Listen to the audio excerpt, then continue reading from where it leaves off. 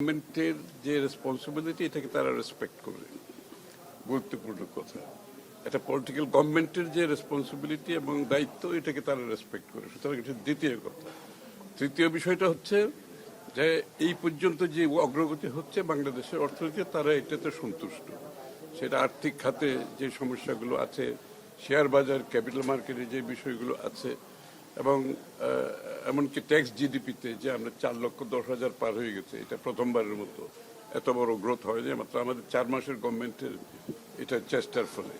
তো সুতরাং স্বাভাবিকভাবে এটাকে আরো উন্নত করতে হবে, আমাদের ট্যাক্স জিডিপি আরো বাড়াতে হবে। তো সেদিকে আমাদের প্রপোজাল যেগুলো আছে আমরা করে যাচ্ছি। না ভর্তুকি আমি তো এই পর্যায়ে আমি তো বলছি, এগুলো তো প্রোগ্রামই তো হয় নাই। এটা তো প্রোগ্রামটা কিভাবে হবে, কি ধরনের প্রোগ্রাম হবে, এটা নিয়ে আলোচনা হচ্ছে। সুতরাং এগুলো তো আসবে পরবর্তীতে।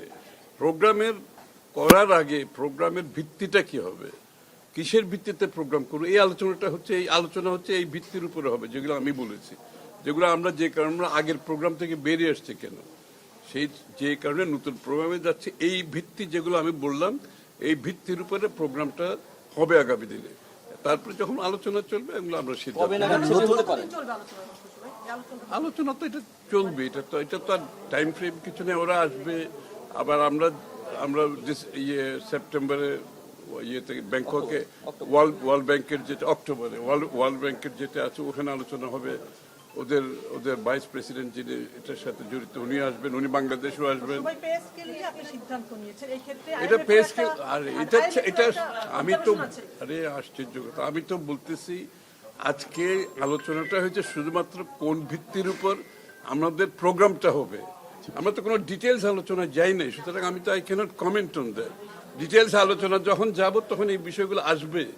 আমরা আজকে কোন ভিত্তির উপর আমার প্রোগ্রাম হবে, ভিত্তিটা পরিষ্কার করছি। আমি যেগুলো বললাম এইসব ভিত্তির উপরে তারা রাজি হয়েছে এবং দে আর হ্যাপি অ্যাবাউট পারফরমেন্স যেগুলো হচ্ছে এই পর্যন্ত, তারা হ্যাপি। এবং যে ভিত্তির উপর আমি মেনশন করলাম একটু আগে, কি সিদ্ধান্ত আপনারা নতুন প্রোগ্রামের দিকে যাচ্ছেন? নাম্বার 1, তাদের কিছু সংস্কৃত আমরা জানি, তারা পে কমিশন নিয়ে তাদের আপত্তি আছে, সবকিছু নিয়ে একটু পরবর্তী আইনের সাথে কি বিষয় কিন্তু বলে আপত্তি ওদেরও থাকবে, আমাদেরও থাকবে। কথা হচ্ছে এর মধ্যে আমাদের প্রোগ্রাম এগিয়ে যাবে, কোনো অসুবিধা নাই। আমার মনে হয় IMF এর দুটো গুরুত্বপূর্ণ কথা বলেছে, একটা হচ্ছে সিকোয়েন্সিং। এটা ক্রমান্বয়ে আমাদের বিভিন্ন পরিবর্তনগুলো ক্রমান্বয়ে আসবে, এগুলো ওভারনাইট কিছু করা সম্ভব না।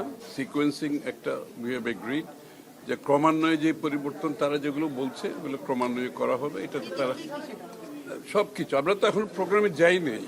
আমার প্রোগ্রামের যে নীতিমালা কি হবে, প্রিন্সিপাল কি হবে, এটা এখন এই আলোচনা চলছে। এখানে তারা একমত হয়েছে যে সিকোয়েন্সিং করতে হবে, যে কি যেহেতু যখন যেটা প্রয়োজন আমরা বাংলাদেশের অর্থনীতির প্রেক্ষাপটে, বাংলাদেশের জনগণের প্রেক্ষাপটে, দেশের প্রেক্ষাপটে কোনটা কখন করব, এটা আমরা একটা সিকোয়েন্সিং ওইভাবে যাবে।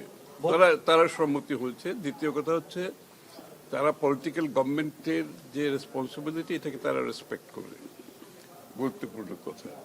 এটা পলিটিক্যাল গভর্নমেন্টের যে রেসপন্সিবিলিটি এবং দায়িত্ব এটাকে তারা রেসপেক্ট করে, সুতরাং এটা দ্বিতীয় কথা।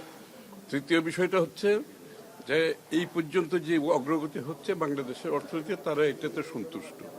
সেটা আর্থিক খাতে যে সমস্যাগুলো আছে, শেয়ার বাজার, ক্যাপিটাল মার্কেটে যে বিষয়গুলো আছে, এবং এমনকি ট্যাক্স জিডিপিতে যে আমরা 4,10,000 পার হয়ে গেছে, এটা প্রথমবারের মতো এত বড় গ্রোথ হয়নি, মাত্র আমাদের 4 মাসের গভর্নমেন্টের এটা চেষ্টার ফলে। তো সুতরাং স্বাভাবিকভাবে এটাকে আরো উন্নত করতে হবে, আমাদের ট্যাক্স জিডিপি আরো বাড়াতে হবে। তো সেদিকে আমাদের প্রপোজাল যেগুলো আছে আমরা করে যাচ্ছি। না ভর্তুকি আমি তো এই পর্যায়ে আমি তো বলছি